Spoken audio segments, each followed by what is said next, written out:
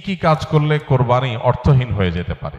কোরবানি অর্থহীন হয়ে যাওয়ার জন্য সবচেয়ে বড় যেই কাজটি হতে পারে সেটা হলো লৌকিকতার কারণে বা আল্লাহর সন্তুষ্টি অর্জন ছাড়া অন্য কোনো কারণে যদি কোরবানি হয় তাহলে সেই কোরবানিটা অর্থহীন হয়ে যেতে পারে। কোরবানিটার সওয়াব পাওয়া থেকে আমরা বঞ্চিত হতে পারি।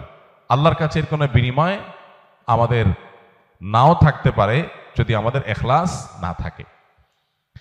কোরবানিতে ইখলাস খুব কমই থাকে। কোরবানিকে ঘিরে যদি আপনি বলেন সবচেয়ে বড় সতর্ক থাকার জায়গাটা কোনটা, তো আমি বলবো নিয়তকে খালিস করা। অন্য অনেক ইবাদত আছে, নামাজের ক্ষেত্রে আমরা আল্লাহর জন্য নামাজ পড়ি, সেখানে আসলে ইখলাসের অভাব এত বেশি থাকে না। কোরবানির মধ্যে ইখলাসের অভাব যত বেশি থাকে। মূলত কোরবানি এমন একটা ইবাদত যেখানে আল্লাহর উদ্দেশ্যে আমি পশু জবাই করছি, আবার পশুর গোশতটা আমার ঘরে তুলছি, অর্থাৎ ফিডব্যাকটা আমি পাচ্ছি।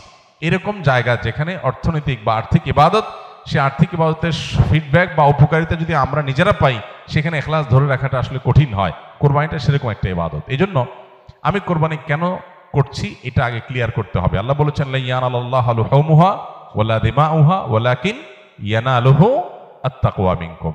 কোরবানির পশুর গোশত, রক্ত কিছুই আল্লাহর কাছে যায় না।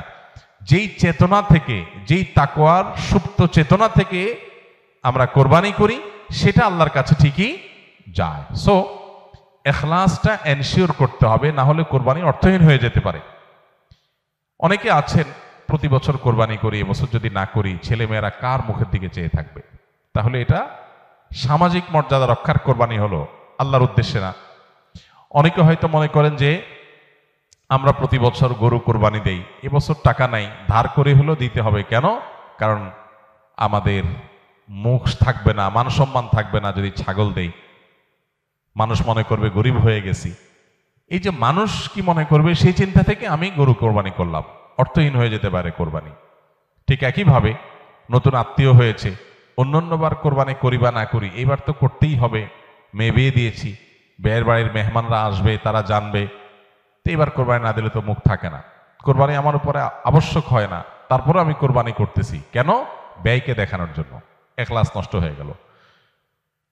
অনেকে আছেন যে কোরবানির মূল উদ্দেশ্য হলো ফ্রেশ গোশত সংগ্রহ করা, এই সামাজিক মর্যাদা ইত্যাদি, এগুলোর কারণে কোরবানি সবচেয়ে বেশি অর্থহীন হয়ে যায়। এই জন্য কোরবানিকে সবচেয়ে বেশি আমাদের রিয়া বা লৌকিকতা থেকে মুক্ত রাখার চেষ্টা করতে হবে। আল্লাহ আমাদের তৌফিক দান করুন।